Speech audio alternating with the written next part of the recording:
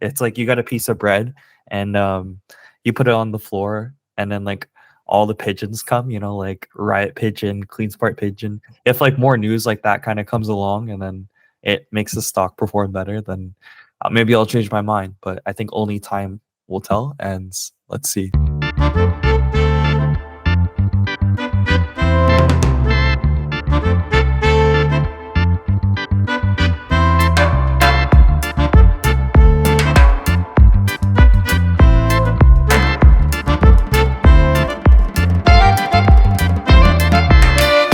All right, recording is live. Hello, everyone. Welcome back to yet another episode of Zillennial Money. This is episode 20. And I can't believe we've been doing this for like almost half a year, right? Six months-ish. Started in like January, February-ish, right? My name is Andy, the world's greatest podcast host, in case you have not met me and in case you're new here. Why don't you guys introduce yourselves for audience members who might be new? Okay, what's up? So for those people who are new, my name is Dominic, and please be sure to leave a like, comment, and subscribe to this channel as well as our Clips channel, and let's get the wheel rolling here. Let's do it. Hey guys, it's Tristan here. We've got a very packed show for you today, so lots of good topics to talk about, and I'll toss it back to Andy to get us through that. Yeah, indeed. We do have a packed show tonight. And actually, the first story of tonight is a late addition to the show because it wasn't originally on the docket, but it was just breaking as right before we were starting this recording. So, of course, I am talking about Trump getting convicted on all 34 counts of felonies. There are some document falsification charges. They're all felonies, and he got convicted on all 34 charges as he was charged in the hush money trial in New York. I didn't want to spend a lot of time on talking about the case itself because, we're not lawyers here, right? At least as far as I know, we're not lawyers. Unless you guys have been secretly going to law school on your free time. We're not lawyers here. I don't want to, I don't know all the details of exactly what the case was about because I didn't follow it that closely. What I did want to talk about maybe was, whether you think this, I'm going to provide you some details to help maybe shape your opinions on whether you think maybe this trial was fair or unfair, because that is a huge debate that's going on right now. And also toss the question to you as to whether this is good for Trump, or maybe you can argue that this is good for Biden. I'm talking in terms of the election, right?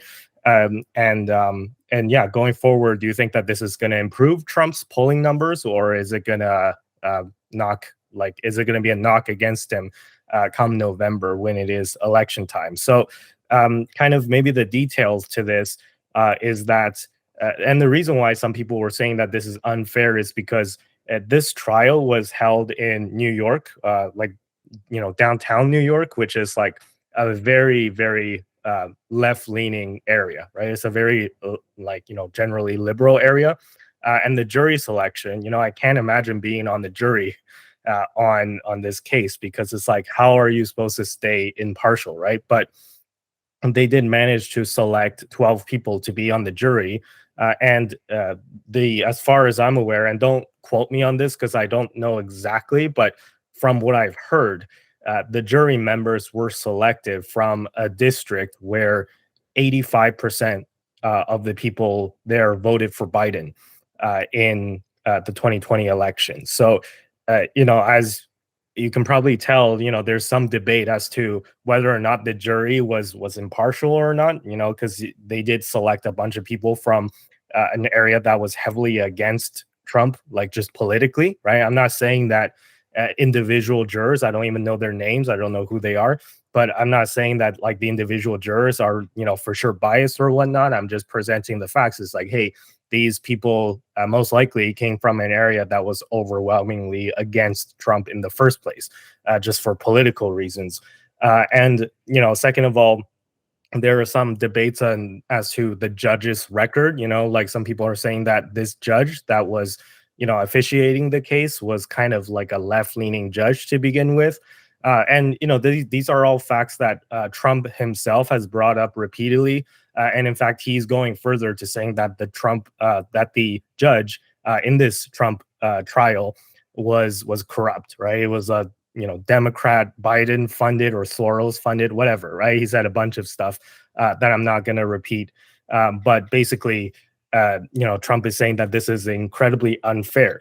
Now, before you guys pass your judgment, I was watching the Meet Kevin live stream. I know a lot of audience members here on YouTube probably are also watchers of Meet Kevin's show. If you're paying attention to like finance stuff a lot, because he's one of the biggest finance YouTubers, and he also does these live streams sometimes. So he did this live stream where the guilty verdict was right as the guilty verdict was handed down, and he ran this poll, and about 5,000 people replied to this poll and voted whether the trial was fair. That was a question that he asked, and about 70% of people in his live stream said that it was unfair, and 30% said it was fair.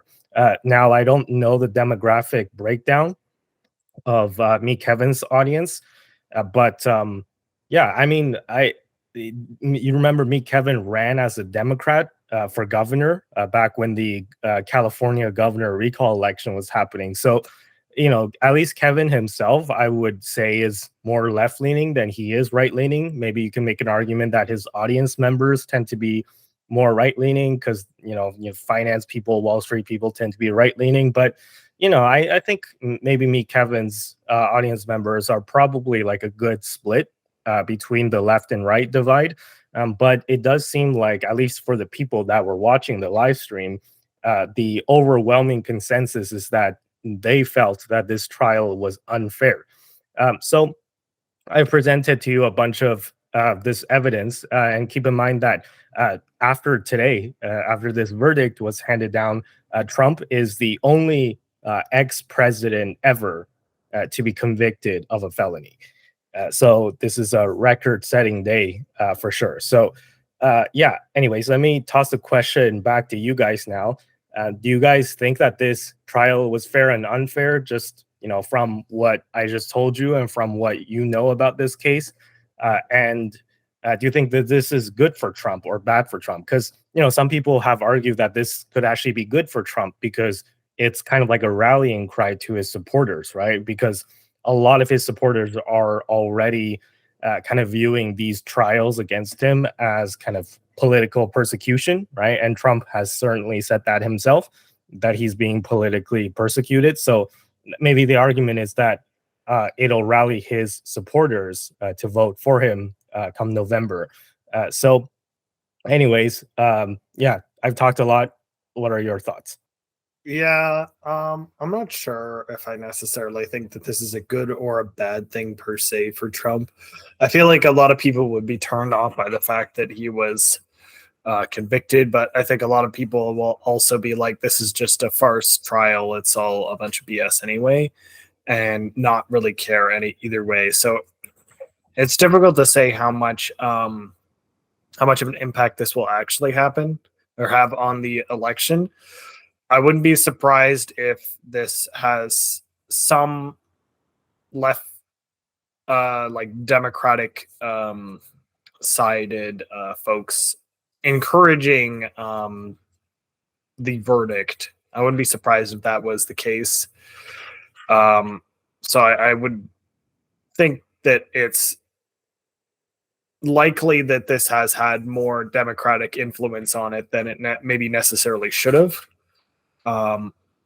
As part of the Biden versus the Trump competition. So I'm not sure what the exact effect of it is on the upcoming election, but there is also the theory that all coverage is good coverage or something like that. What was that? All news is good news. I don't remember exactly, but what the expression is off the top of my head, but basically just being out there usually results in more than not being out there. So maybe that will be the effect. Is it just more normalcy with Trump in general? And I think that honestly, after the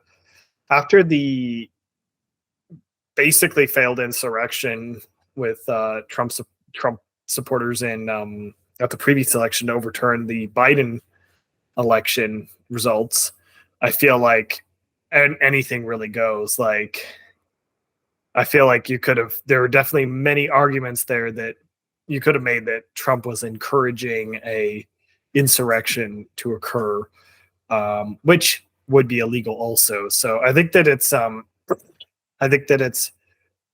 to me, I don't think that issue has significantly impacted his likelihood to be reelected, which means to me that this, I think, is just kind of, it's whatever. And I mean, it's not like he's been the first president who's done bad stuff that could have been worthy of being like arrested or charged with a felony or anything like that.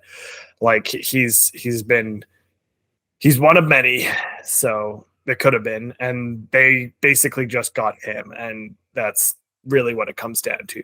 And that's not to say that we should be rolling this under the rug because, you know, other people did a bad thing doesn't mean that you should do a bad thing.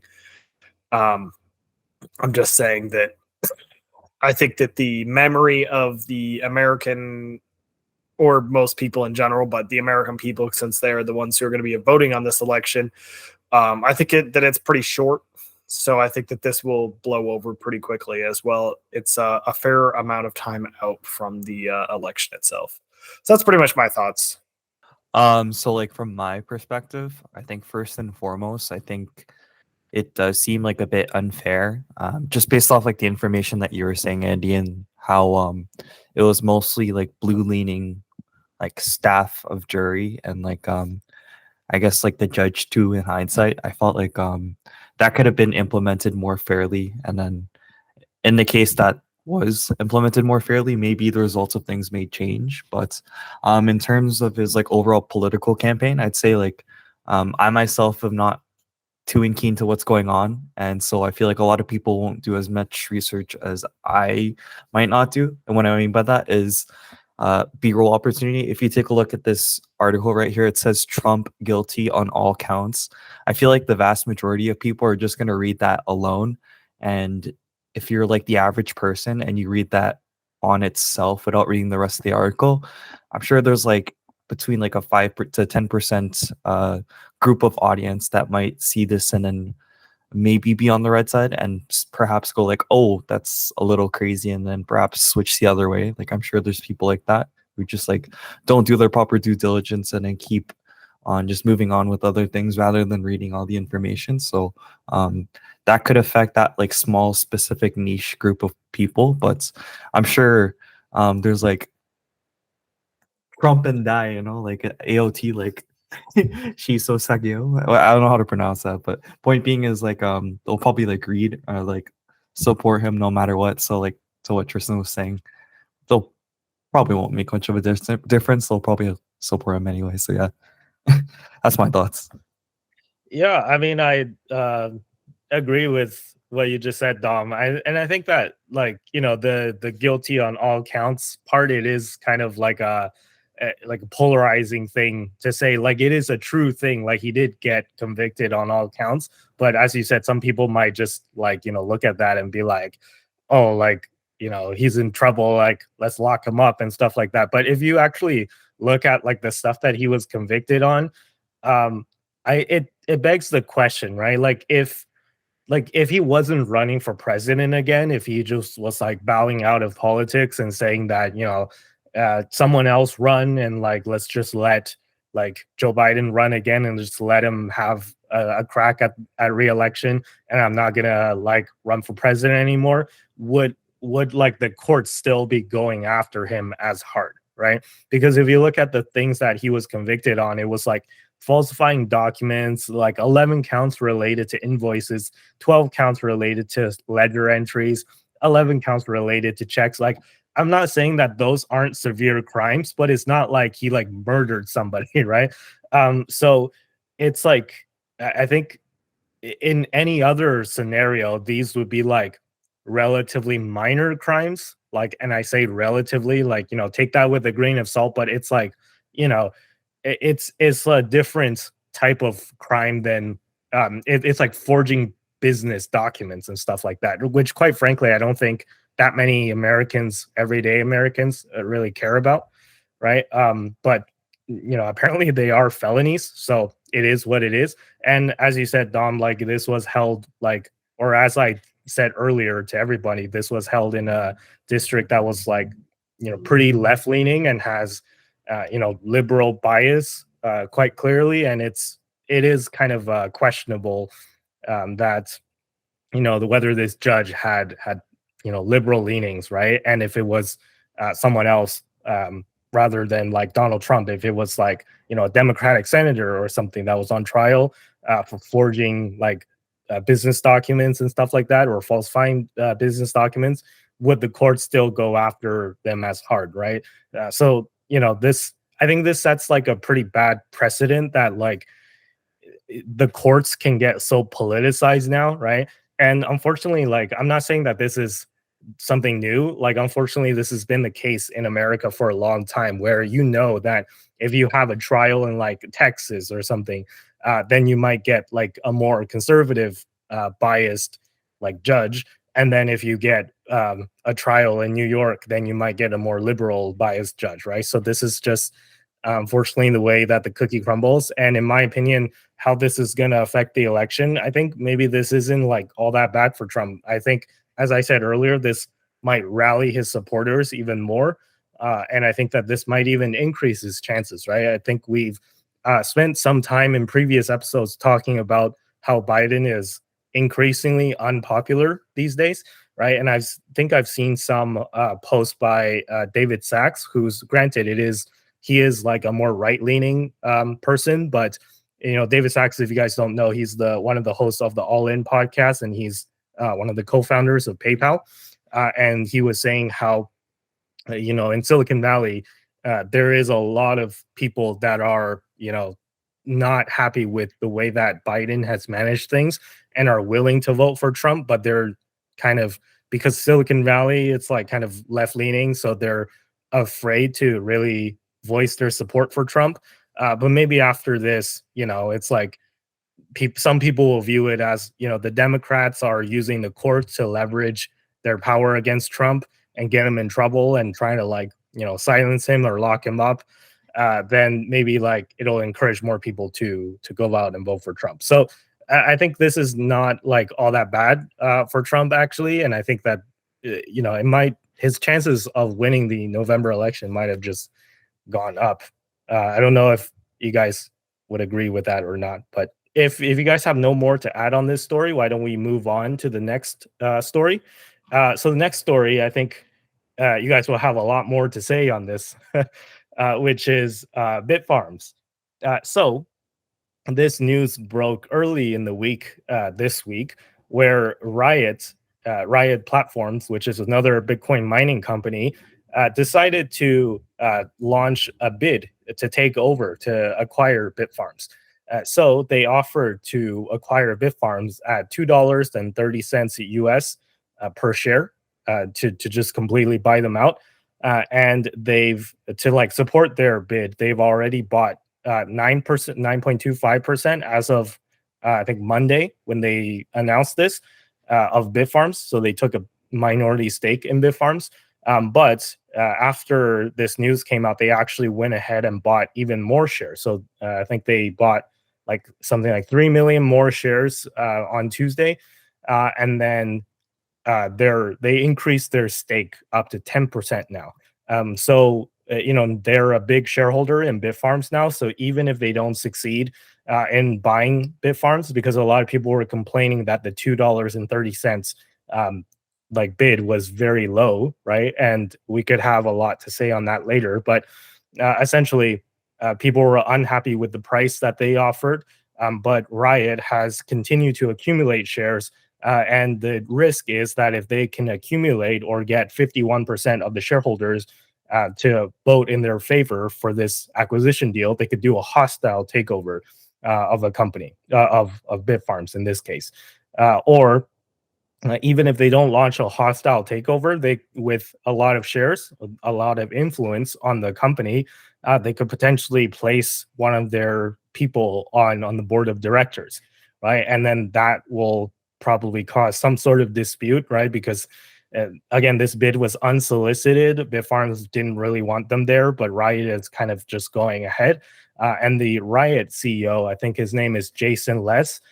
He's a professional poker player. So, you know, mergers and acquisitions and poker, I think there's a lot of similarities there, actually, right? So maybe to him, this is some sort of like a big poker game where, you know, if he launches this bid for Bitfarms, even if he doesn't succeed, he's seeing an upside for him as well. And if it does succeed, then again, $2.30 by the big consensus online is that way undervalues the price of the company, right, of Bitfarms. Yeah, anyway, so that's the story. And let me kind of maybe toss the question to you guys. I know, Tristan, you probably want to go first, right? I can see you dying to speak right now. So I'll pass the mic to you, and maybe you can give your thoughts on this deal. Like, do you think that $2.30 is too low, or do you think it's reasonable? And if it's not reasonable, what do you think is a reasonable price? Or would you say that, you know, selling it is not a good idea, and Bitfarms should just try and fight them off for as long as they possibly can? So what are your opinions? Yeah, so I think $2.30 US is very undervalued. I think it's basically a slap in the face in terms of like the valuation. It's not even remotely close to what I think that the company should be valued at. And I think that that's really why I have no real issue with the way the board handled it, in the sense of the fact that the board didn't bring it to shareholders' attention. Because to me, it's like equivalent to, you know, if you're selling a car on Facebook Marketplace and someone rolls in, you got the car for $15,000, someone rolls in with like $1,500 and is like, can I buy your car? I would not open the message, right? And I feel like that's kind of very similar to like how the board kind of was like, you know, I don't think that this is I don't think this is a big deal, right? Like, I don't think this is a real offer. I don't think this is even remotely close to what the company is valued at. So there's no real reason to get the shareholders involved, because it's a bad deal for the shareholders. Because let's look at the upcoming future for Bitfarms in this year, which is that we are expecting to grow a 3x in terms of, or sorry, 2x, I guess it would be, from 7 to 21 exahash in the next 6 months or so. So with that in mind, valuing the company at only like 230 is extremely undervalued at current values as it is. And then when you add on Bitfarms' upcoming growth, it's like a double undervalue. So it's really, they really did a garbage offer. And now I could see them try and purchase the company with their hostile takeover. But when it really comes down to it, is I think that they will find that they are driving the price up if they try to purchase too many. And if other companies are serious about offering bids for Bitfarms, they may just get the company bought out from underneath them either way. So that is another factor. And the thing with Riot is that they've kind of done this a little bit scummy, in the sense of like, I think they're kind of just coming in trying to make a bunch of noise and basically set it up so that they win no matter what, because they've taken a large share ownership in Bitfarms. So that means that if Bitfarms price goes up a substantial amount, Riot can now sell it and make a bunch of money. And if Bitfarms stagnates and goes down, well, Riot can buy it for 230 which is now basically the new price floor for Bitfarms, because like Riot would theoretically purchase it at that amount at this point. So it's kind of a win-win for Riot, but it's like kind of all really inconvenient and annoying for Bitfarms shareholders, because you do have a little bit of that concern of what if they pull this off and I'm stuck with garbage tier Riot shares, which in my opinion is one of the most overvalued Bitcoin miners and one of the least well managed. And again, that's just my opinion, but it's not and it's not financial advice, but I'm not particularly big on Riot as a company. So they're basically just, I would say, gambling with it, with some of their capital that they have. Instead of investing it into their own company and growing it, they're just gambling with Bitfarms equity stake.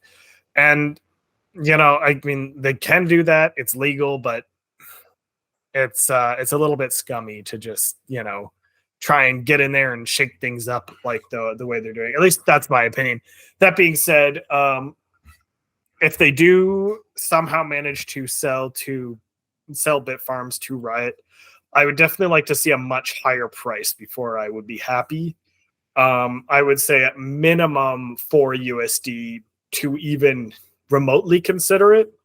And I think that probably I would be uninterested until probably closer to like 6-7 USD, in which case I'd be like, and also that depends on the time frame, right? Because if we're in the middle of the bull run and it's like December and the company's now $12, I'm not going to accept $7 from Riot at that point, right? So, and I think the thing that really comes down to it is that I don't really think Bitfarms needs to sell to someone, because I think that they are pretty well situated as a company themselves to carry on into the future. So I'm not really desperately like they need to sell in any way, shape, or form in order to get to maximize shareholder value. So when it really comes down to it, is I'm not super. I'm interested to see how this plays out, because I know there's been some other bids that have been coming their way. They haven't specified who or what and at what price, but I do know there have been some other bids. So I'm curious to see how that all pans out. But it is my hope that if they do sell, they sell for substantially more than 230 USD, which I think is basically, like, you're basically getting the company at cost of everything. As if the company is like bankrupt and liquidating all its assets is kind of what it feels like at that price, right? There's no pricing in anything that they currently have going on, any growth that they plan. And I think Bitfarms is a lot better managed than Riot, and it seems that Riot is trying to fix itself by buying Bitfarms. So at the end of the day, I'm not looking particularly for them to be an acquisition, but if there is one, I think that my preference would probably be CleanSpark of the 3 large Bitcoin miners, if there was anyone to purchase Bitfarms out. Either way, though, I think at the end of the day, though, I would prefer if they didn't get purchased, because there's not very many good Canadian Bitcoin miners, and I think one of the big factors that I like about Bitfarms is the fact that they are Canadian, which means that we can buy their shares with the TSX version of the share. And if they get purchased by anyone, we'll have to go over to the US, and that's never a good time either. So a lot of stuff there. So Yeah, good points. Let me toss it at Dom before I impart my opinion. Sure.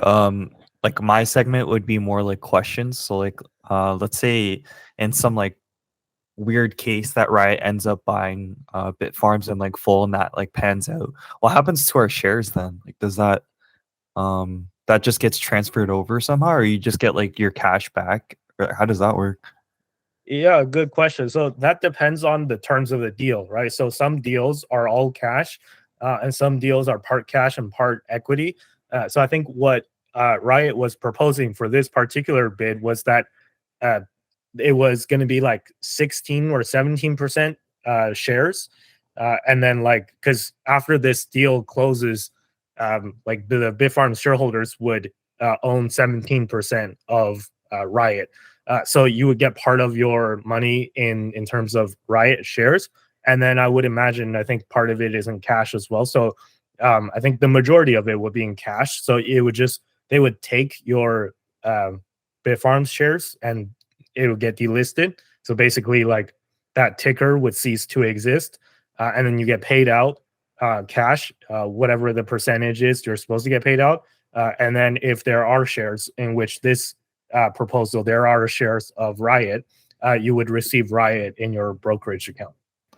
Okay, yeah, no, that was just something I'm kind of wondering myself. And this whole situation, like, not like too informed about it, but I do like from what I'm hearing and like what I've heard before, like all the new innovations and strategies and forward direction things that Bitforms are doing from like what Andy's talked about in the past and such. I think like 230 buyout USD is like a bit of a slap in the face. Like I do agree with Tristan on that. I think they're not really considering like the aspects that they're trying to like make better in the company. And I don't know too much about riots, but I just think I'm not sure if it's like really a good thing if they do end up buying the company out or if it's a bad thing. But all I can say right now is I think Bitfarms is currently like hovering around the $3 range. It's looking good right now, and then the future is like for the telling. Like we don't know what will happen like in the near future and such, and we'll wait and see. But um yeah, no, all very interesting things. And yeah, that's just my input. So Yeah, good points. And before I say my opinion, let me just brag a little because I gotta, claim my bragging rights and claim my points for calling out some of the things that I think I was spot on. So the first thing is that this CEO dispute. So if you guys remember back like a couple episodes ago when the CEO news was first announced, and for those of you who missed it, it's like the old CEO suddenly announced that he was resigning, right, transitioning out of the company, and Bitfarms announced that they were beginning a new executive search for a new CEO. And at the time, there was a lot of speculation as to why he was leaving, there wasn't a reason given. So we thought that it might have been an amicable kind of just a parting of ways. Maybe he got a job offer somewhere else. Maybe he wanted to make his own company or whatever, right? But it appears that a couple weeks ago we got the news that it wasn't an amicable departure because the CEO who's leaving suddenly left one day, or he was rather fired. And he started suing the company, suing Bitfarms for breach of contract and all this stuff. So it was some sort of personal dispute between the now former CEO, I think his name is Jeffrey Morphy, and Bitfarms, right? So again, it sparked another round of speculation as to why exactly he did that, or why exactly he was fired. So I think that in that episode, I was saying that maybe it's because he wanted to sell the company, and I think that this theory is catching a lot more fire now. Now that we got this news, right? Because apparently Bitfarms received the bid from Riot on April, I think it was like April 22nd or something, sometime in April, right? So this wasn't like, we're at the end of May now. So this was like, 5 weeks ago that they received this offer. And, the timelines kind of match up with the CEO dispute. Maybe it was, maybe Morphy wanted to sell the company and then the board didn't want him to, and then that was what caused the dispute, right? So I kind of want to get you guys' opinions on that. Do you think that that's like it gives more credence to my theory and that's what happened? And give me my bonus points for calling that out. So that's number one. And number two, I think that some people were asking about Bitfarms call options. And I was advising people against buying call options. And the reason why I gave on why you should not buy call options, especially out of the money call options, is the risk for acquisitions. So in case you guys don't know how call options work, it gives you the right to buy a company at a specified price called the strike price that's on the option. So for example, in this case, let's just say for some reason, let's just say if Riot was able to push through this deal, right? So the company gets sold at $2.30 per share, and you had calls at $3 per share for Bitfarms. Then your call option would just go to zero, right? Because it's out of like it's never going to hit $3 if the whole company is getting all sold for $2.30. And this is the case no matter what the agreed upon price is in case there's an acquisition. So anything that's above the agreed upon price is going to go to zero, right? So unless you had in the money options, but then again, like, once the whole point of options is you can capture, like, you can leverage the upside, right? But if it gets acquired at a certain price, then it caps the upside. Then you lose all of that, like, probability of the company going above that price. And then you like your options would drop a lot, right? So in the cases of acquisitions, usually you would make more on like actually holding the shares than holding call options, just because call options just get like absolutely neutered because of the acquisition deal, right? So yeah, that's just another thing that I want to claim my credit for, because some people were asking about it, and I was like, don't buy the options, especially on smaller companies like Bitfarms. And we're seeing actually a similar thing maybe potentially playing out in the future for Iron, right? I'm not saying that this is going to happen, but just to remind you guys, Iris Energy is another Bitcoin miner that's just slightly more in terms of market cap than Bitfarms, right? So so I can see something like a Marathon or a CleanSpark easily launching a similar kind of bid for Iron, given their like aggressive expansion plans and aggressive growth prospects over at Iron, right? So I would similarly argue against anyone who wants to buy Iron calls. And I checked like a couple of days ago actually on like calls on both CleanSpark and Iron, and the premiums are pretty high. They're not even that cheap, right? So I don't think it's just not worth it to buy the calls instead of the shares. But yeah, anyways, just wanted to claim my credits on those two things. And let me pass it to maybe Tristan. You can go first on the CEO theory. Do you think that I kind of maybe hit the nail on the head on that one? Should I receive some bonus points for that call? I think you could have some bonus points on that one, because I think that it is pretty clear to me that part of this dispute had to do with to some degree the acquisition strategy, and it may not have been necessarily Riot's specific offering for acquisition. It may have just generally been a disconnect between the CEO maybe wanting to do be acquired, while the board didn't want to be acquired, or something to that effect, where there was discussions on how they wanted to proceed in the future, and there was a disconnect between the two different groups, and that's why the CEO was removed. I think there's some good logic behind that. But no, I mean, obviously I don't know for certain, but I think you've got it pretty close. So I don't think I've got anything else to add on that one. Maybe. Yeah, great. Dom, do you have anything you want to add on that? Like I would say, yeah, I guess I think I'll give you the brownie points, the bonus points on the test there. I think in terms of timeline, like the initial article is like, oh, there's disputes with the CEO, and then effective immediately he's like, terminated, things like that. And then kind of like what you were saying, like maybe it was just a disagreement, like he wanted acquisition and like the board didn't. And then the timing of this article and like Riot wanting to acquire like Bitfarms, I guess in a sense, like it's like looking at the sky and then seeing the stars align. I think you might be onto something, and then you know, a little FBI investigation and by Andy here, and I think maybe perhaps you hit the home run. I don't know, who knows, but all we can say now is just let's see if Riot does end up like acquiring Bitfarms. It's really unpredictable right now, but I think what we would all wish for is just for Bitfarms to go up on the average price there. So fingers crossed.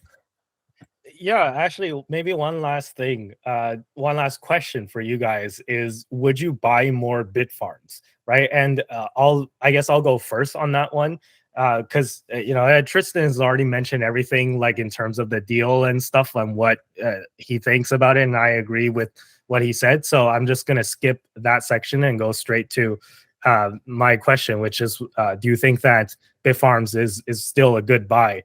Or is it even a better buy at current prices, right?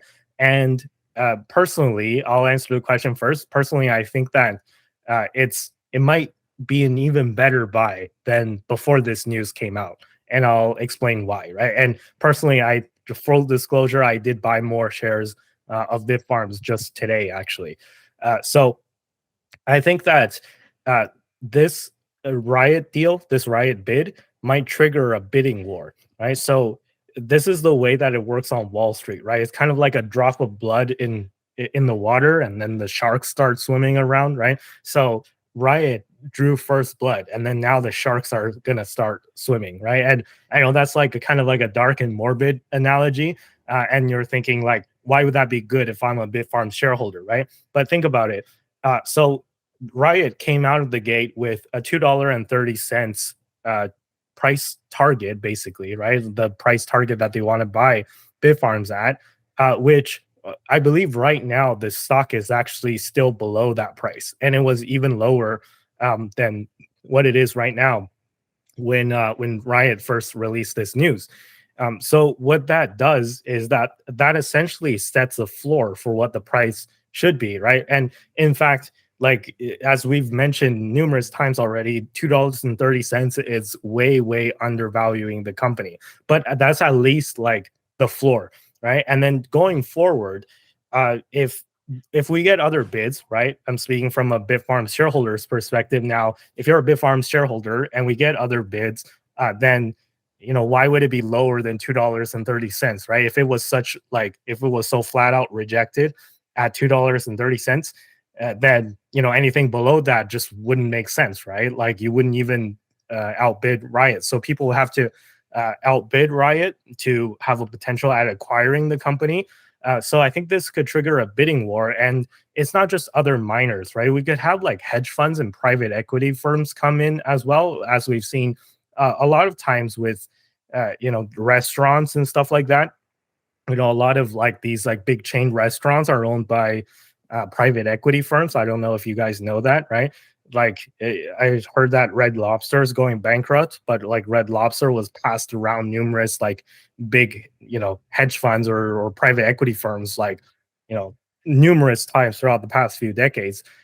So yeah, it could be a private equity firm that comes in, and they would do all cash, right? So I don't think they would offer shares in like a private equity firm, right? To buy Bitfarms, they would offer all cash. So if they would come in, let's say at like, you know, as Tristan said, right, minimum $4, maybe $5. Yes, I think that's still underpricing Bitfarms. However, I think that could actually be a good thing for shareholders, and I would entertain an offer at $4 or $5 USD. I'm talking about because if that deal comes through, then the price will instantly shoot up near that price target, and then I could dump all my shares, and then I could rotate my money into other stuff, right? So it's like an instant 2x. And at that point, you know, I would be up more than 2x if a bid comes in at $5 US, right? So I could instantly more than 2x my money. And then I could take the money and, you know, it is a pain to convert currency, but I could convert my CAD into USD and then go buy CleanSpark or go buy more iron or whatever, right? Or even just like MicroStrategy or something like that. So I think that it could be a good time. And yeah, like the fact that the price is still under 230 shows that maybe some people are still not like understanding kind of this almost like arbitrage opportunity, right? Where if you're able to buy it for under 230, then that means that like the price is going to magnet towards 230. It's my opinion, right? So let me pass the question to you guys now. What do you guys think of that theory? Are you guys still bullish on Bitfarms, or are you more or less bullish on Bitfarms after this news came out?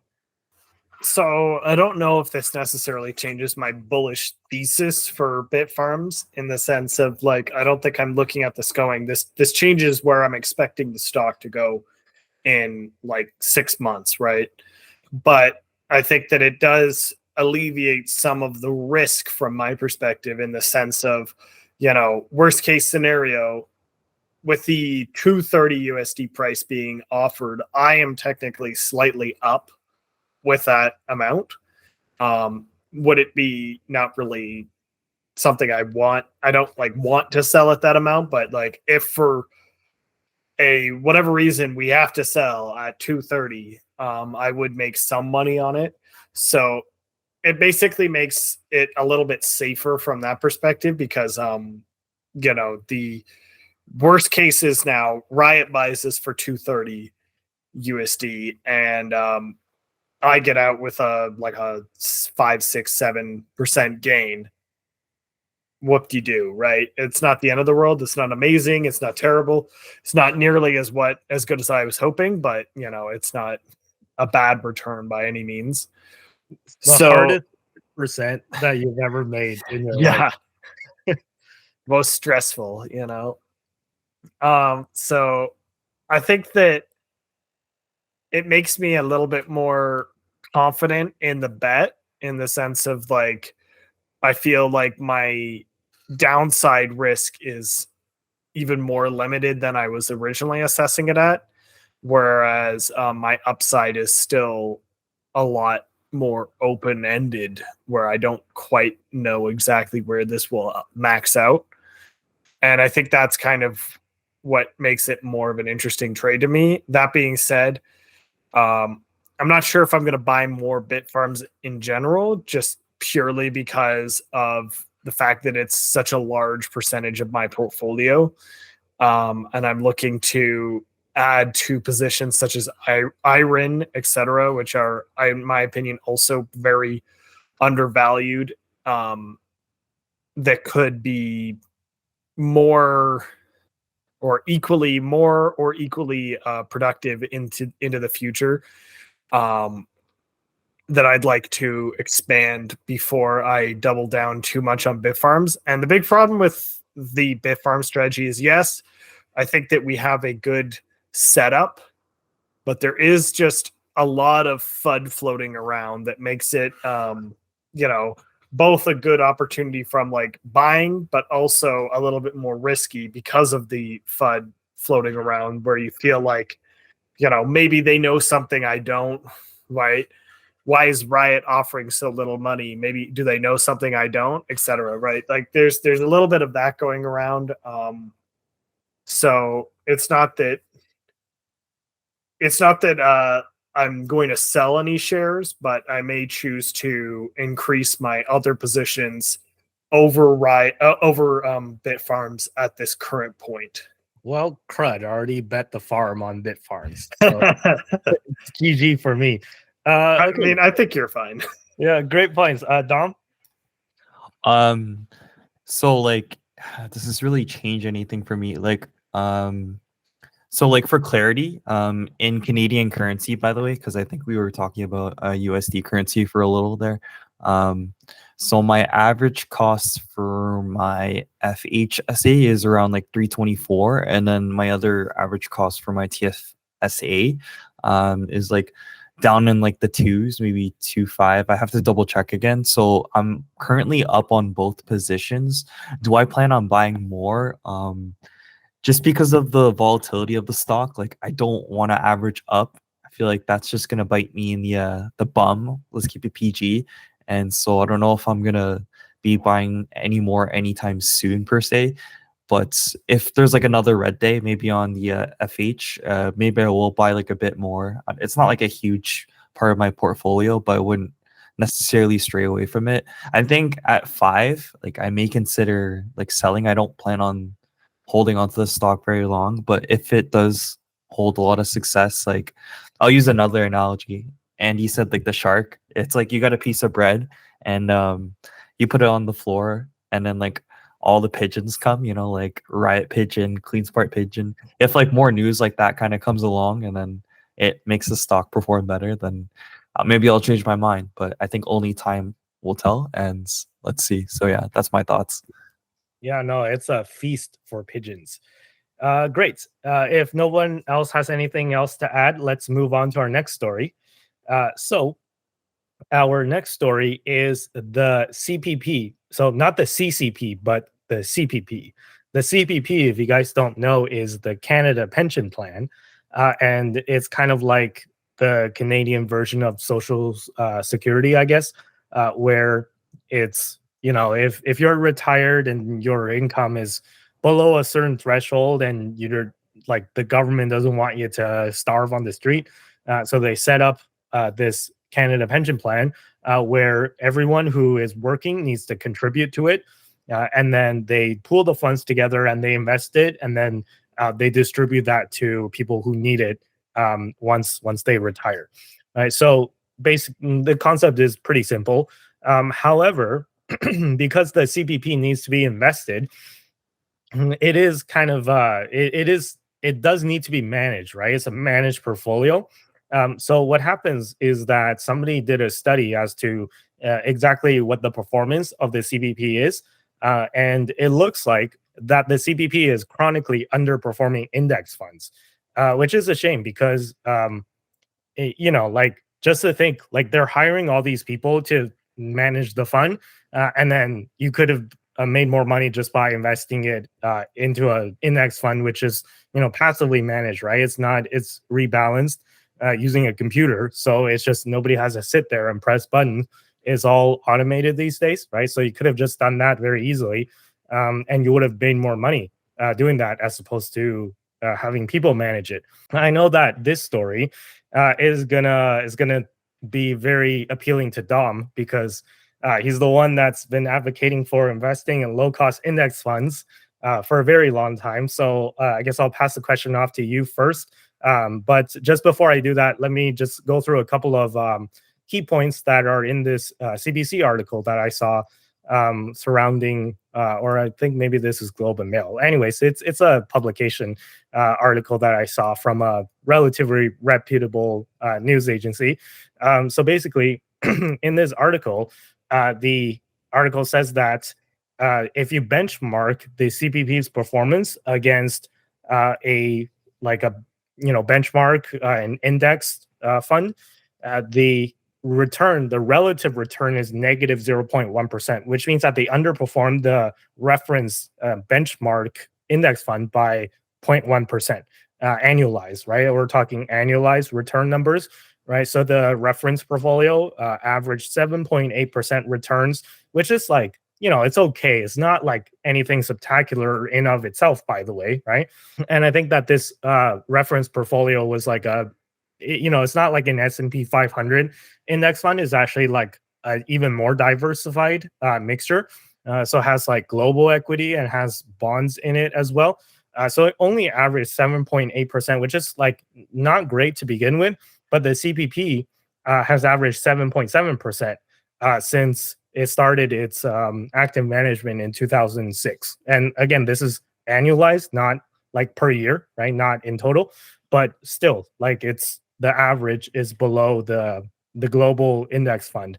If you were to benchmark this, I haven't done this, but if you were to measure this against, say, the S&P 500 or the NASDAQ, which are also indices, right? If you were to average against those, then the disparity would be even bigger, right? Like because S&P 500 has for sure outperformed 7.8% on average per year for the past decade or decades. So you're thinking like 0.1% like below the benchmark, like what's the big deal, right? Like it doesn't sound like a big deal. It's fine, right? so here's the big deal. If you guys scroll down like further, on the second image, I highlighted the key points. All right, and it's that the compensation across this entire staff averages more than $500,000. So this is literally how much these fund managers to make money, right? Like how much money they make in a year, where their average compensation, like the average compensation, not like some people, the fund's 5 highest paid executives now receive an annual compensation of $4 million, which is almost almost 5 times as much as in 2006.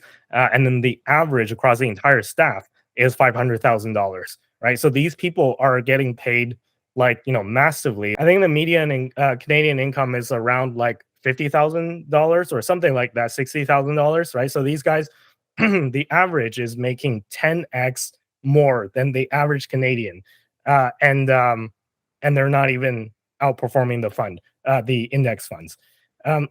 So my question to you is, how do you guys think we should solve this issue? Do you guys think this is an issue in the first place, or do you think this is okay?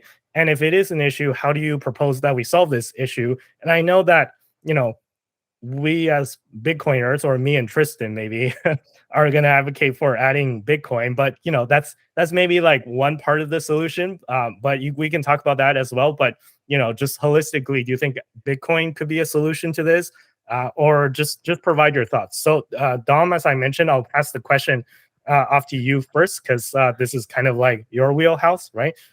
So yeah, how do you think we should improve the CPP? Or if it should be improved, or do you think this is okay? Can I sign up for a position at CPP? Maybe I can turn things around.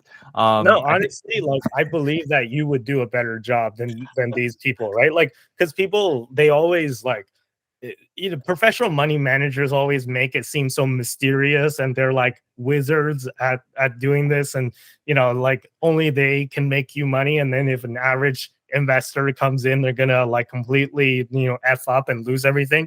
That is completely a lie, like 100%, right? And as this is a perfect example where just like the index itself, like you had to do basically nothing. You just buy the index and you can outperform these guys. But yeah, sorry I cut you off, Dom.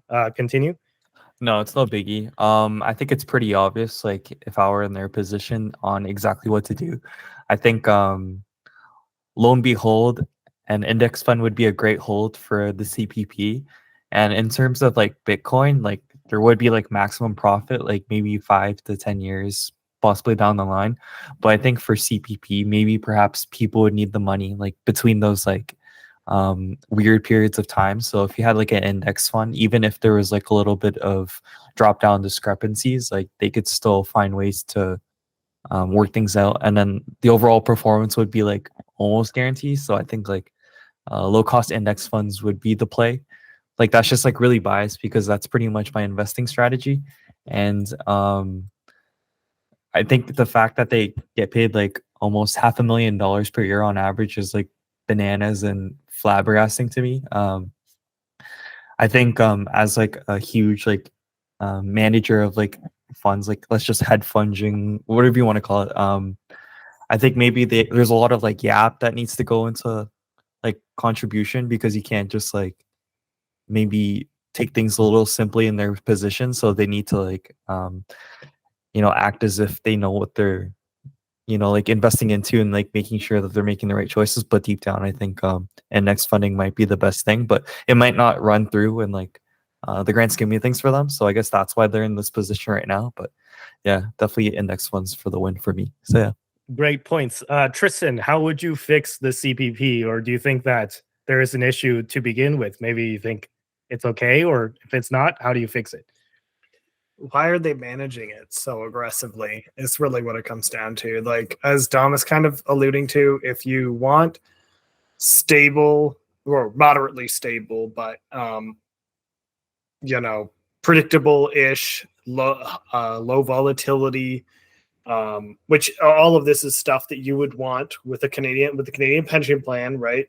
People are going to need to be able to pull out of this all the time, and people will be adding to it all the time.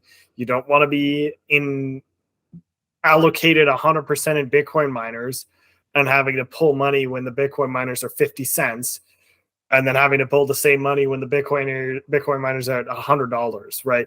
Like it's not practical to take the approach of consolidation of your portfolio in order to maximize returns when it comes to something like similar to a pension plan, right? Because you can't afford to coast through volatile periods, and you can't afford to use the volatility to your advantage, because you can't afford to be in a position where you're down, really, like not to the same extent.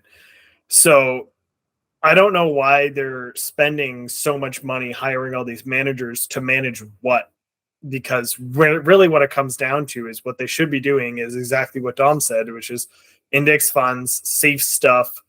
You know, maybe you take a few more speculative plays on the side. Like, I'm not opposed to the whole 5% Bitcoin position allocation or anything like that. But, you know, the lion's share of that portfolio should be in not very volatile and fairly predictable assets that will beat or meet inflation at a minimum. So I think that it doesn't make sense to me why they're spending so much money on managers to manage something that should be, in essence, as little managed as possible, in order to generate the average market return. And that's kind of where I'm getting at. Now, if I recall correctly, were these not the guys who bought a stake in FTX and then, you know, lost it all because FTX went belly up? I think that was the Quebec pension plan. So this is the federal one, and then the Quebec one was the one that the provincial Quebec one was the one that bought FTX. Yeah. I'll just say, why the hell are pension plans in general buying stuff like FTX, clearly without sufficient understanding of the company and without having completed sufficient due diligence to look at the company and go, this is probably not the best company?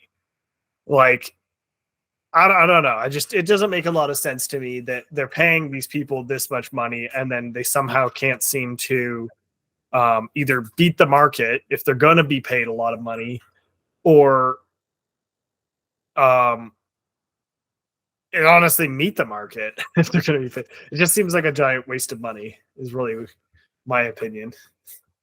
Yeah, I'll tell you why, like, this is the case. I think it's just because pension plans, as much as they want to minimize volatility, they still need to go after high returns as well. And that's why they invest in these, like, you know, FTX or venture capitalist funding and all that stuff. It's just because they are desperate for return as well. And this is why I'm such a big advocate for Bitcoin. And, you know, I think, like, some of you misunderstood. I'm not saying like you guys, but like the audience members, maybe some people will misunderstand me when I advocate for Bitcoin. I'm not saying that these pension plans should go 100% Bitcoin, right? So for these pension plans goals, right, to, you know, pay out people as people are retiring, I think it's probably not the best strategy actually to go 100% Bitcoin, right, because of the volatility, as Tristan mentioned earlier. But to completely ignore something like Bitcoin is a huge mistake. Because why? Well, as you can see, like, these pension funds, they chronically underperform index funds.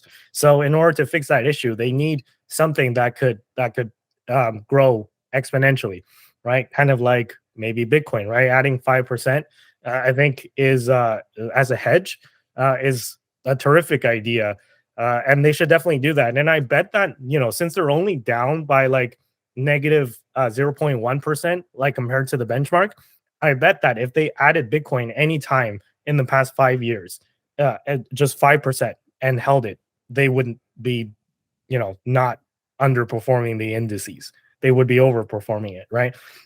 So this is just kind of my thoughts around that. And yeah, I think we should also question, as some of you guys mentioned, that we should probably question why these funds need to be so actively managed. I know they're probably not like day trading or anything like that, right? Like they're not going and like, day trading on like Wealthsimple or whatnot, or on Robinhood.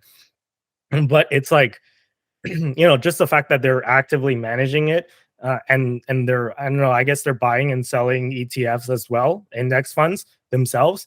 But just the fact that they're like, making these decisions and it's not showing results, and they're getting paid so much to make these decisions that don't show results, I think that's a huge problem, right? And I'm thinking, like, if I was in charge of managing the fund, I would be looking to, fire some people, quite frankly, right? Because it's like you guys are getting paid $500,000 a year, which I don't think like the normal person can even wrap their heads around how much money that is. Like, could you imagine, right, making $500 a year just to underperform like an index fund, which takes like anybody with like who's 18-year-old with a heartbeat to sign up for an account and buy.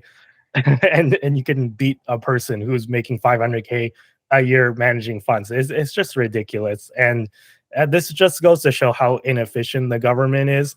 And we should, maybe this is a different topic, but maybe we should think about drastically reducing the size of the government and returning tax dollars to the people whenever possible. So, yeah, that's a whole nother issue. Tristan, you were going to say something?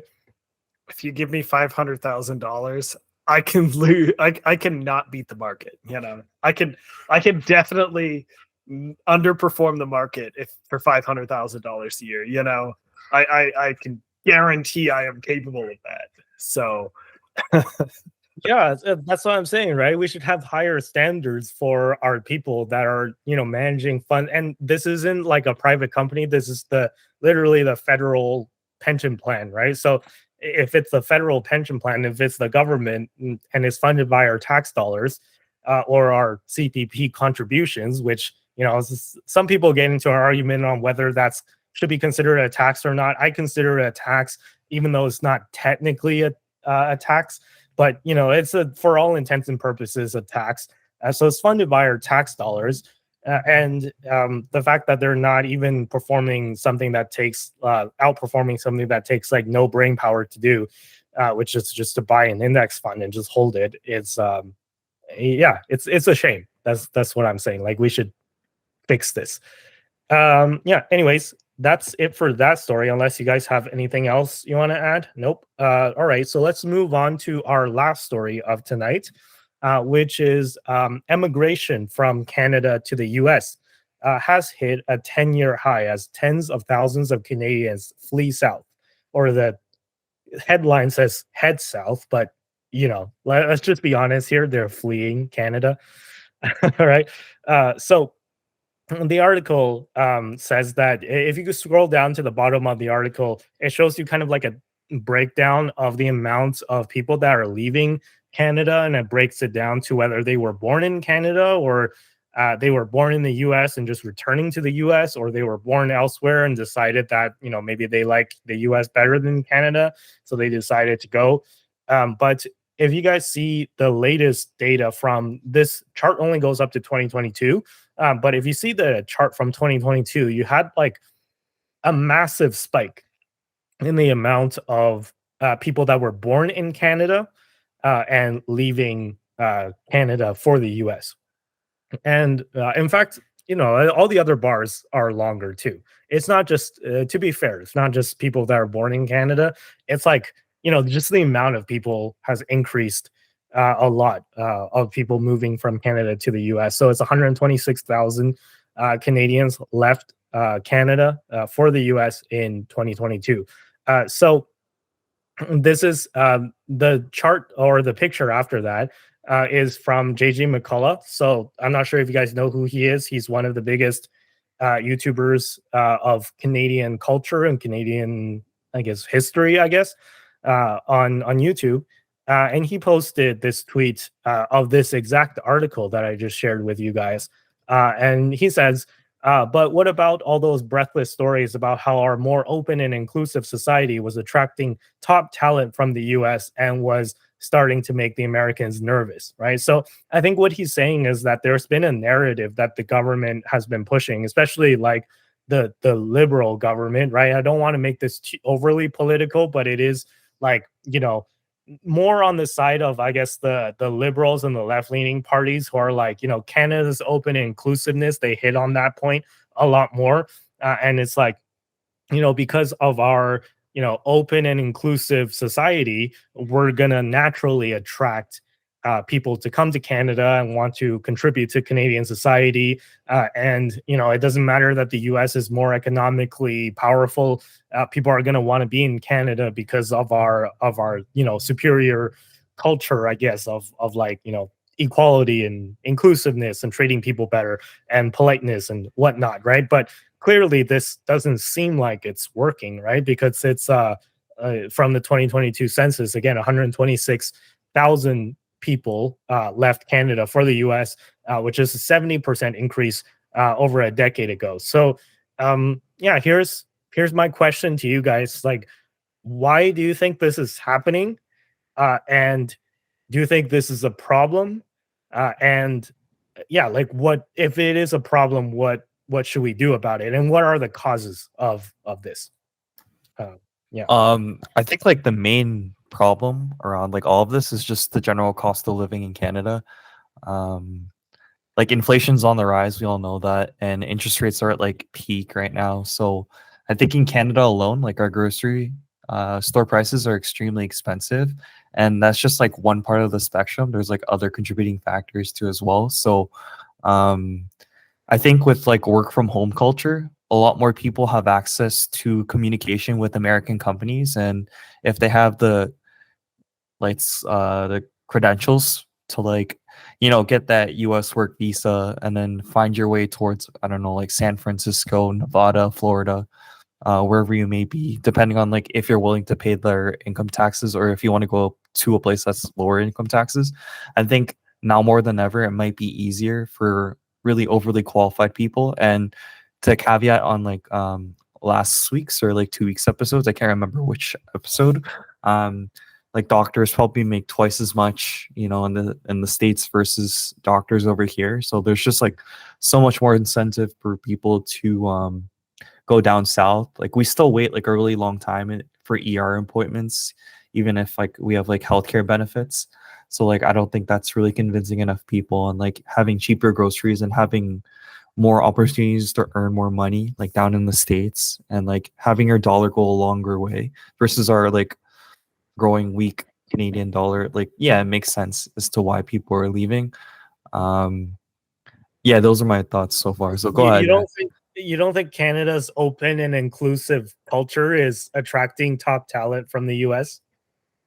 Honestly, like when it's like really hard to live, like none of that matters. You know what I mean? Like it's just it gets to a certain point where it's just a matter of survival, and like you have to do what's best for yourself. And like if there's like ways to make more money for your skills, and then you're like pretty open minded to move, like yeah, why not? I think what keeps people here is just like connection to family. But if there's like ways to work around that, then I think most people would want to leave. I think I was gonna say like a controversial take, but I'll keep that for myself. But yeah, anyway, Tristan, you can go ahead. Say it. Oh no. Okay. Okay. You can't just say that and then not say it. Okay, fine. Here it comes. Okay, I hope this doesn't sound like too triggering, but like you know, like immigration's getting a little crazy. Maybe there's like a Canadian size society, like people will be like, you know, relatively racist and such, and then they're sick of like the circumstances that we're in right now, so they could leave because of that too as well. I'm not going to go any further. Like I think all people and like inclusiveness and cultural diversity and like what you believe in, like your ethics is like, you know, up to you. It's like I'm very open to that, like no problem. Like, but yeah, anyway, that's just like another thought too. No, I mean that's a good point, right? And the fact that you were like semi afraid to say that, I think goes to show like part of the problem that we have here in Canada, where it's like there are some obvious solutions, but because of various political reasons, like, you know, if you say that if you're for reducing immigration, people call you racist and stuff, like that's part of the problem, right? And I think reducing immigration is seriously a thing that we should do, or at the very least, we should have an open and honest discussion about it. But it appears right now we're unable to, because people just tend to throw out the word racist. But listen, like, I'm an immigrant to Canada, right? So how can I be like racist towards other immigrants when I'm an immigrant myself? But it's like, it's a controversial issue. But that's another topic where we're getting kind of too far from the topic. So let's bring it back, right? So Tristan, let me toss the question to you. What do you think is driving this mass exodus out of Canada to the US? And why isn't our inclusive society working to attract top talent from the US? Yeah, so I think it really comes down to the two main items that Dom kind of touched on, which is the cost of living versus the income. In the States, your income can be a lot higher for even the same job title in Canada. So for example, like there's a lot of like software development jobs where just crossing the border will net you 50% more in terms of total wages, and that's just dollar amount. That's not even taking into account in the fact that you'd now be moving to a stronger currency. So when you take that into effect, plus the higher overall cost of living with regards to like housing and groceries, etc. But I think it's really housing is the main one. You get basically you come to terms with that if you are in the States, your take home pay and the amount of money you can now have for your investments, for your living, for your whatever, is just higher in the States compared to if you're in Canada. And for the people who have a relatively easy method of emigrating to the States, or going back to the States if they were born elsewhere, or born in the United States, then there's a lot of opportunity. Like the value proposition for staying in Canada becomes a lot harder to justify. So I think those are kind of the big drivers, because I don't think that prior to now there was quite the drive to go to the States quite the same. Like obviously there were areas in which there were a lot of people who would leave Canada and go to the States, and that was their end goal. But I don't think it was all of the people, or like all the people, or like as many people. So I think it's definitely increased, and the whole open and inclusive society that's attracting top talent. I'm sorry, but people are pretty self motivating, right? And people tend to go to where the money is. And when you're looking at, say you're an American who wants to move to Canada, okay, I'm looking at paying double for my housing, I'm taking half as much money, and I get to pay the same, if not the same, then more for my groceries. Like this seems like a three bad options for an American to move to Canada. And obviously there's a lot of reasons for someone who is Canadian to stay in Canada. There's obviously family. There's also just like if it's more fits with your values, etc. Like for instance, like I personally am fairly pro gun control. So for me, moving to the States, the prevalence of guns is something that I'm not necessarily as comfortable with, which is a bit of a detractor, for example. So I think that at some point that these factors can be outweighed with reasons to move to the States. But again, it really comes down to each person's personal how they feel, what they want, where they see themselves. And I think that's really what it comes down to. It also helps that the States has just a lot more land that's developed in America than like in Canada, whereas like we have a very developed Southern Ontario core, and basically the whole St. Lawrence strip, and then we've got a ton of undeveloped land where there's nothing and basically no people. So if you're looking at living in America or Canada, there's a lot more options to choose from in America than in Canada, right? There really only 3 good areas in Canada to live in. Maybe 4, depending on your opinion of Halifax, but there's really only like the Vancouver area, the St. Lawrence Strip, or the Prairie area, aka the stretch between Calgary, Edmonton, and Winnipeg. And that's really, there's not much besides those places. And so like in the States, you're looking at a lot more large-ish metropolitan areas to choose from that are all a lot closer together. So there's also just a lot more diversity in terms of options on where to live, even if you're going to do something like a remote job. So I think that America's got it's got a lot of reasons to move there. Well, Canada currently is very much, it's difficult to find reasons to move here, and I think it's also equally difficult to find reasons to stay here, I think is the big issue for a lot of people. Yeah, I mean, I think you guys both hit the nail right on the head. It's all an economic issue, right? So, as I always say, that like 99% of the world's problems are economic problems at their cores.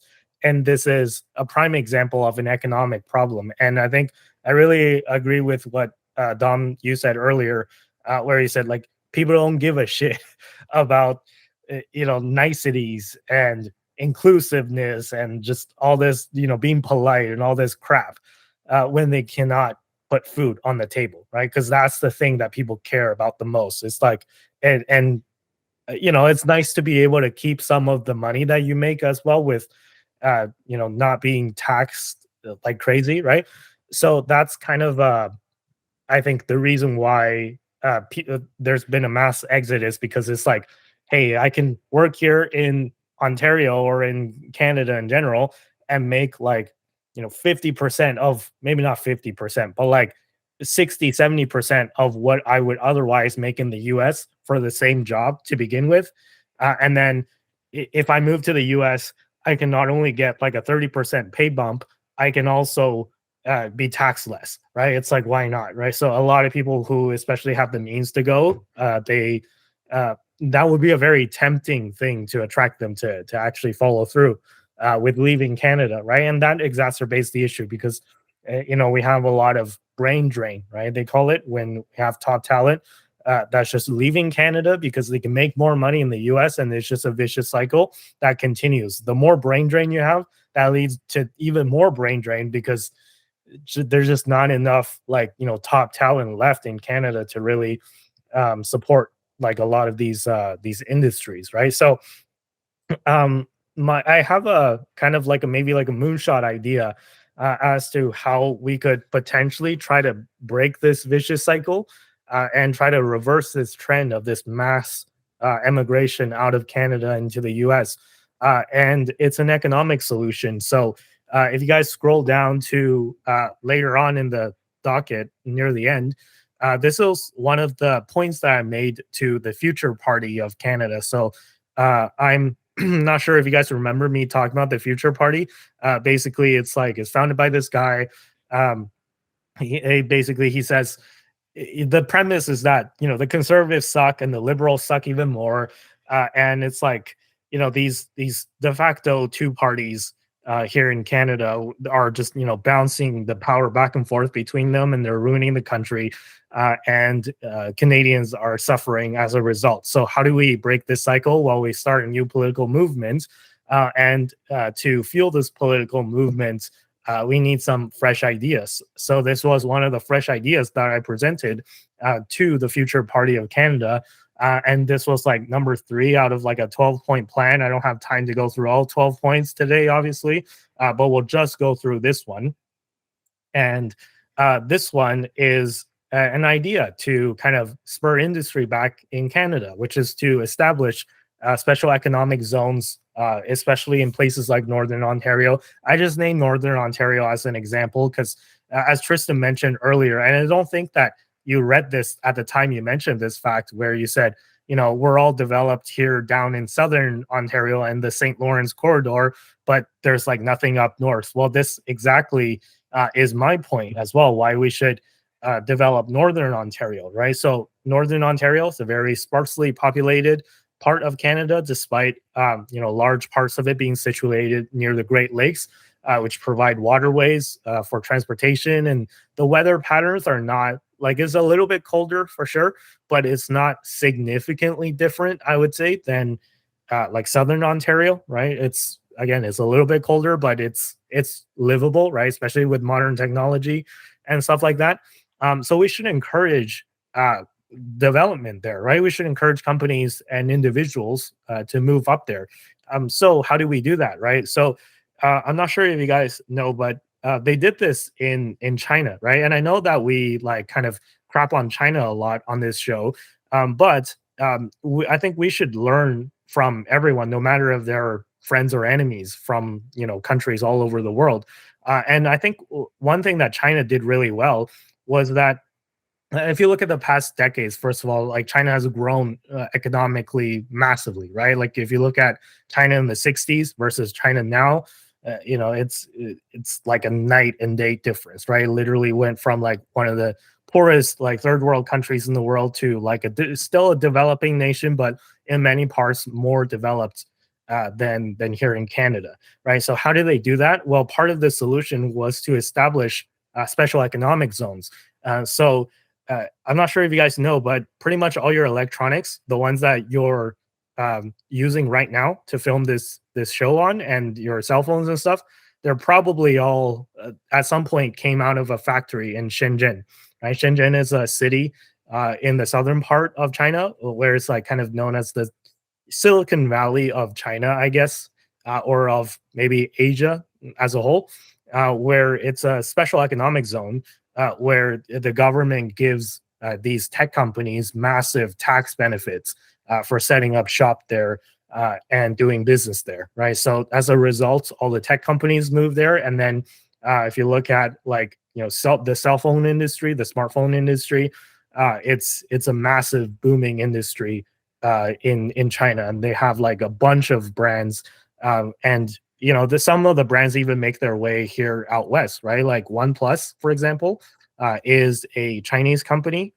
or it's a subsidiary of a Chinese company that is based in Shenzhen, right? So my point is that, and Shanghai is also a special economic zone, or parts of it is, right? So my point is to kind of maybe copy that model where you designate a part of, let's say, Northern Ontario, right? Thunder Bay, North Bay, Sudbury, Sault Ste. Marie, and you kind of carve out a part of the city, or maybe carve out a part of land that's just outside the city, and then you encourage companies to move there. If companies move there, they receive a 0% tax rate for 5 years, and then a heavily discounted tax rate thereafter, right? So you would have some income from companies that move there as well, but initially you get a big wave because you hit them with the 0% tax rate initially. And then for individuals, you want the population there to grow, right? So you want to encourage people to have kids and set up their family there, right? So if somebody has a kid and they decide to move there to have the kid, you give them a cash bonus, right? And that's kind of an idea to spur population growth as well. And then you also the biggest thing is you would also give the individual a tax discount as well, right? Maybe let's say a 50% discount on your income tax if you move to a special economic zone. So this is just one idea, right? And obviously to support this, we would need the government to step in and then build infrastructure as well, right? So you would need something like satellite internet, maybe do a partnership with Starlink, right? And this is not a crazy idea because Starlink does partnerships with governments all the time to do these massive deployment deals for satellite internet, right? Or whatever is cheaper, right? If Starlink is charging you too much, and if it's cheaper to lay fiber optic cables, then you could do that as well, right? So whichever one is more economical, but it's just to get the infrastructure going, so to encourage remote work as well, right? So if you decide to move there and you work for a remote company that's based elsewhere in the country, that works as well. So you would get the benefit of moving to the special economic zone, but your company would not if they don't move there. So that's kind of an idea that I had. So I was wondering what you guys think of this idea. Do you think it could work? Do you have any critiques, things that you would have improve on, or things that you don't think would work, or just your thoughts and opinions on this idea in general? Take it away. Like, I think it would be a really cool idea to give like tax incentives for companies so like they can go up. I think part of the reason why people move to a specific area is because of like work opportunities. So if you provide people with more work opportunities, they're probably more likely to move to Thunder Bay or like Sudbury, Ontario, and then you would see like an influx of people. But I think the only thing that defers people from moving to these places is like infrastructure. So if there's necessarily enough things around them with these tax incentives, like I think this could probably be like the nudge that they would probably need, and then things can progress from there. I think the only sorry to cut you off. Talking about Thunder Bay, I've just remember I'd ask around all my friends. I don't know if I asked you this question, Dom, but I asked around a bunch of my friends, like, what would it take for you to move to Thunder Bay? And then all of them basically said, there's nothing in the world, there's no compelling force in the world that you could possibly do to compel me to move to Thunder Bay. Like that's like pretty much like a universal response. And it's like a response that I think like has like a little bit of, I don't know, disdain, disgust mixed into it. I don't know how to describe it, but it's like if anyone who's under the age of, I don't know, like 30 or 40, I would say, in Canada, everyone that I've met, all of them exclusively are 100% of them are firmly against moving to Thunder Bay. And I can't help, or anywhere in Northern Ontario for that fact, right? And I can't help but wonder, like, why is that the case? And I think that what you're mentioning with the infrastructure is really important, right? So I just want you to maybe keep that in mind, and maybe you can answer the question, like, what would it take for you to move to Thunder Bay? But yeah, sorry I cut you off. Go on, Dom. No, okay. It's no problem. It's just like as human beings, like we need to be able to go out and do things, I guess. Have fun, whether it be with like as a young adult or like with families. So if you kind of have like enough things around you, or you're kind of close to an area where there's enough things to do, like downtown Toronto per se, maybe in like the near future, Thunder Bay could be like a downtown Toronto, and like that would be an option. But I think the only problem is this will probably take a long time, like even with the tax incentives, because I know even if there's like tax incentives with EV cars and things like that, it's moving a lot slower than like most people would want to, I'd say. Like it's just these transition things sometimes do take a while. But in the case of like 10 years from now, like this all like pans out, like this plan sort of goes through several different like diversity communities like start moving in, then like you'll see like an inflow of people, because I think as like an immigrant, or like first like born here, but like my parents are immigrants, I think the people that are more internationally like respected and like grouped here are like towards Southern Ontario. So if you like had that like in Northern Ontario, like more of a presence, I think that would provide more incentive too. But the infrastructure would have to, or infrastructure would have to follow with that as well. Andy, what were you gonna say? Yeah, no, actually, a question for you guys, because I know you guys are both in Calgary right now, and you guys were not, neither of you guys were originally from Alberta. You guys were from Ontario, right? What, like, would you say that? Because I know the biggest difference between, like, what I saw when I went to go visit you, Tristan, in Alberta, was the immediately noticeable difference is the HST, right? The harmonized sales tax. So here in Ontario, it's 13%, and in Alberta, it's 5%. And I feel like that makes a massive difference just on a daily basis, on a day-to-day basis, right? Like it's an 8% difference. So everything is automatically 8% cheaper just because it's in Alberta. And this is purely due to government policy, right? So my question to you guys is, do you guys think that the HST, or I don't know if there's any other like tax benefits that Alberta has over Ontario, but just speaking from the HST, do you think that that is a motivating factor for you guys' decision to move to Alberta, or were there other reasons as well? Would you consider the HST as a main reason or one of the main reasons why you decided to move there? I feel like for like Calgary promotion, I'll just leave that up to Tristan. So go ahead. I think he's the master in that. Yeah, I must confess the 8% tax benny on the HST was more of a bonus than a real incentive for me. I wasn't really like, wow, this is crucial to my move. I am moving to save on my taxes. It was more so like, I am moving to save on my housing, and I get to save on my taxes buying stuff too.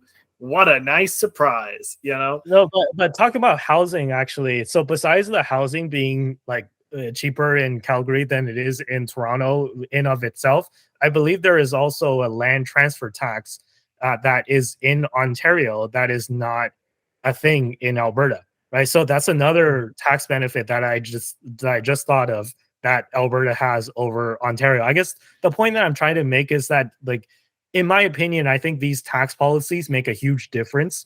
And I'm not sure if you would agree with that statement or not. Do you think it makes a big difference in terms of, you know, if you just lower taxes for people, that'll like have a noticeable impact on attracting people to move there? I think that lower taxes can be, well, lower tax stuff can definitely be something that is considered when moving to a place, but I think it's really not the determining factor when it comes right down to it. Like it's more so about the place that you're moving to and the opportunities that are going to be at the place that you're moving to, whether that be job, personal, whatever, that are really the main drivers of everything, right? So me moving to Calgary was basically 90%, or probably more like 95%, a financial decision to be capable of purchasing a house, and as well as picking a city that was situated in a good location with a strong international airport, with a um, nearby to the mountains, which I find enjoyable to visit, with opportunities to head to the States if for whatever reason I want to do that. Like it's more so the situation, the location of Calgary that makes it more appealing than a lot of other places. Like you couldn't really get me to move to like Regina very easily, even though Regina's housing is cheaper. But Calgary kind of represented an area where a lot of these important things to me overlapped, and the financial benefit, the financial savings with regards to that sales tax as well as the land transfer tax were all really just bonuses. So if I did have to pay 13% sales tax from moving up to Ontario to Calgary, I would probably be like, whatever, right? But that being said, I will say that it is a disincentivizer for me to leave Calgary, because whenever we go back to Ontario, I'm always like, I can't buy anything because I can buy it cheaper in Alberta. So maybe that. So maybe lowering the taxes isn't as big an incentive, but having that difference between taxes in one place and another really does make it a bit more of a barrier to head back. Like, for example, like if Ontario's housing prices became more normal, like similar to Alberta's, I probably still wouldn't go back. And one of the things with that would probably be the fact that I'd have to pay more on that HST. So it's interesting. The same question to you, Tristan. How low would taxes have to be to convince you to move to Thunder Bay? Or is that a non-starter? So, amusingly enough, I have no real issue with Thunder Bay. Everyone and their dog seems to be anti-Thunder Bay. I was considering going to uni in Thunder Bay because I wanted to do outdoors stuff. And Thunder Bay was pretty good for outdoor stuff. So actually, at the time, it probably wouldn't have taken me that much to be convinced to move to Thunder Bay. It's that being said, at this point, the lack of international airport is right there pretty negative. And in addition to that, like it's not very close to Winnipeg to take advantage of Winnipeg's international airport. So that's not ideal. And that's a big factor. And well, Northern Ontario is very pretty. I've come to the revelation that I much prefer the mountains to the landscape of Northern Ontario. There's also just a lot more bugs. So that's just our two big factors that would be hard for me to leave Calgary and go to Thunder Bay, to convince me to leave Calgary and go to Thunder Bay. So honestly, even if taxes were 0%, I feel like there's a good chance I still wouldn't go to Thunder Bay. Even if housing was really cheap and taxes were 0%, I feel like I still probably wouldn't go to Thunder Bay because, and as Dom was kind of saying, the infrastructure is just not there, particularly that airport. Well, you don't like forests that just go on forever without end? I actually like forests that go on forever. I just also like to leave the country. That's true. If I can't leave the country, I'm unhappy. It all comes back down to everyone wanting to leave Canada. Like, this is a problem that I'm trying to solve, okay? Like, I'm trying to get less people to leave Canada. Yeah, I mean, at least the government right now, at least is not helping. So final question for you, Tristan. You haven't commented exactly on what you think of my plan. What do you think? Like, does this special economic zone idea appeal to you? Do you think it would work, or what would you do differently, or critique of it? What do you think? I think it would work more for some of these areas than others. So some of the ones that are closer to Southern Ontario with more ease it being added to the current infrastructure, such as, so for example, Sudbury or North Bay. I think those ones have a much higher potential. I think there is difficulties with building in the Canadian Shield, but that can be overcome. It is a costly endeavor, though, so they would have to have some pretty high incentives to convince a company to go through that process. And I think with regards to infrastructure, like no matter what they do, I don't think they're going to be able to catch up very rapidly with Southern Ontario, for example. Like it's going to be very difficult for there to be another international airport cropping up in North Bay or Sudbury because of the power and size and scale of Toronto Pearson, right? So even then, I think it's still going to be pretty difficult to have it become as powerful a force, or even remotely as powerful a force as the Toronto area right. So maybe it would help incentivize some people to spread out, but I think that there will be a lot of people that don't. And I think one factor that we may not be really thinking about too much is that with regards to like airports, international airports, a lot of the people who are immigrants who want to be able to visit family in their home countries, they need access to an international airport to be able to do that. And people don't want to drive 4, 5, 6, 7 hours to go visit. So, well, a person who's born in Canada, whose family is in Canada, you know, maybe more inclined to live, you know, in Sault Ste. Marie or something where they're 13 hours from the nearest international airport, right? You know, they don't need to go fly elsewhere to go visit their family, but someone who has all their relatives in a different country, right? Like you want to go visit your grandparents or whatever, you're not going to want to drive 6 hours there and back if you can avoid it. So I think that stuff like access to these international airplanes or airports are a really big factor for the spread of people in Canada. And I think it's also just a bit strange, like, because like, for example, like even Southern Ontario is really mostly serviced by one airport, right? Like Toronto Pearson does most of the province. So it's actually just, well, province is probably a strong word, but does most of the Southern Ontario populace, right, for international travel. Yeah, So, I mean, I think like the people who live in like Ottawa, they rely on the Montreal airport, which is, you know, in a different province, but it's still relatively close to Ottawa, I guess. But yeah, yeah. I mean that makes sense. Like, I mean, if all you want is an international airport, I think that's like pretty negotiable, right? Because like again, if you read the Liberal budget, they're planning on spending like $2 billion on AI. If they were to spend the $2 billion on building an international airport in Thunder Bay, do you think they could get it done?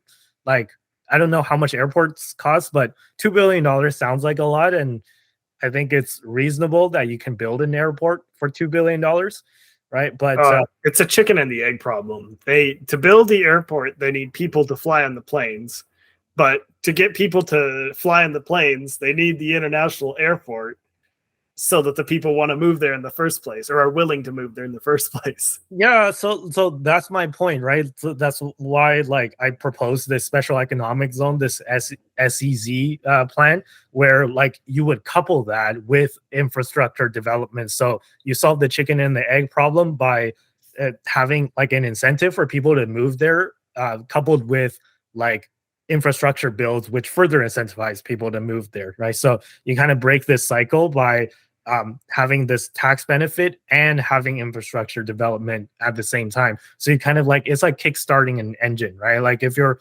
lawnmower is not working, like if you have one of those like old gas powered lawnmowers and it's just not starting, maybe like give it a good kick and then it'll start running, right? So that's kind of like the idea where, you know, I think Northern Ontario is suffering from just like stagnation and lack of development, and it's just not like what the government is doing right now is not working, right? Like it's just not enough to incentivize people to move there, and their industries are just, you know, mostly raw materials like lumber and mining, which not Bitcoin mining, but like actual mining, right? Maybe you can get some Bitcoin miners to move up there too, right? So yeah, it's not, what they're doing is not working, and I think that it needs a good kickstart.